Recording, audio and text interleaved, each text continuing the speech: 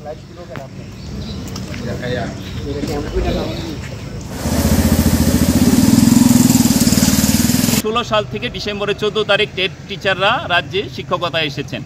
ওই দিন থেকে আমাদের দাবি ছিল প্রথম দিন থেকে যেন আমাদের নিয়মিত বেতনক্রম দেওয়া হয়, কিন্তু দুর্ভাগ্যের হলো সত্যি ওই সময়কার যিনি প্রাক্তন মুখ্যমন্ত্রী সম্মানিত আমাদের মানিক সরকার মহোদয়, উনি কিন্তু আমাদেরকে ফিক্সড পে দিয়েছেন, যেটা ভারতে কোথাও নেই। আজকে বামপন্থী ফ্রন্ট সরকার কেরালাতে বলুন, আর আমাদের যারা ডানপন্থী ফ্রন্ট সরকারগুলি আছে পশ্চিমবঙ্গ বলুন আর উত্তরপ্রদেশ বলুন, কোথাও টেট টিচাররা 5 বছরের ফিক্সড পে পদ্ধতির মাধ্যমে আনা হয় না, কিন্তু ত্রিপুরাতে করা হয়েছে।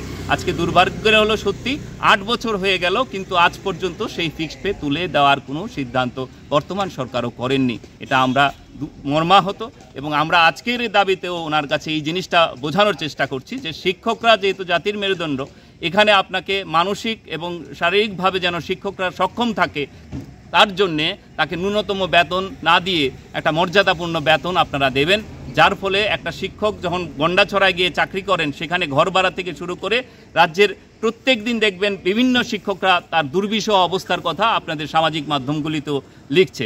এই অবস্থা থেকে দূরীকরণের জন্য মাননীয় মুখ্যমন্ত্রীর কাছে আমাদের আবারও আবেদন, আপনি অচিরেই এই ফিক্সড পে প্রথা বন্ধ করবেন। রাজ্যে এটা একটা অভিশপ্ত সময় গেছে, যারা এই ফিক্সড পের মধ্যে আছেন তারাই বুঝতে পারেন, এবং তার জন্যেই আজকে আমাদের এই আবেদনের মধ্যে স্মারকলিপির মধ্যে আমরা মুখ্যমন্ত্রীর কাছে সেই দাবি তুলে দিয়েছি। আপনারা জানেন ভারতবর্ষের বিভিন্ন রাজ্যে গ্রেড পে, শিক্ষকদের যে গ্রেড পে আছে বা কর্মচারীদের, সেখানে ত্রিপুরাতে গ্রেড পে অনেক নিচে নামানো হয়েছে। আমাদের এখানে গ্রেড পে গ্র্যাজুয়েট টিচারদের 28,800 টাকা, কিন্তু ভারতবর্ষের অন্যান্য জায়গায় 4,600 টাকা।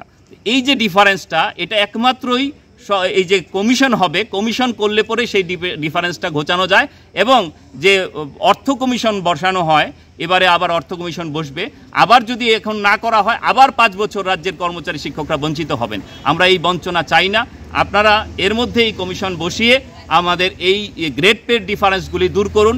ভারতবর্ষের সঙ্গে এক তালে চলার জন্যে আমরা রাজ্যের মাননীয় মুখ্যমন্ত্রীর কাছে অনুরোধ করছি। 22% ডিএ বকেয়া, এবং সেই বকেয়া যদি থেকে যায়, পূর্বতন সরকার যেভাবে বকেয়া রেখে গিয়ে আজকে কর্মচারীদের বঞ্চনা করেছিলেন, আপনি সেই পথে হাঁটবেন না বলে আমরা বিশ্বাস করি।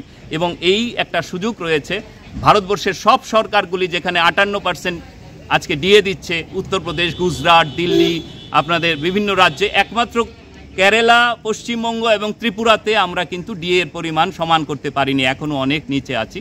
আমাদের এখানে 22% বকেয়া, সেই ডিএ এর ব্যবধান আপনারা ঘোচাবেন বলে আমরা বিশ্বাস করি। এবং আমাদের এখানে গ্র্যাচুইটি 10 লক্ষ টাকা দেওয়া হয়, আমরা দাবি করছি যে এটা 25 লক্ষ করা হোক। ভারতবর্ষের সঙ্গে তাল মিলিয়ে এক দেশ এক বেতন কাঠামোর মধ্যে আনতে গেলে পরে আপনাকে সেই গ্র্যাচুইটিও 25 লক্ষ টাকা করার জন্য আমরা অনুরোধ করছি।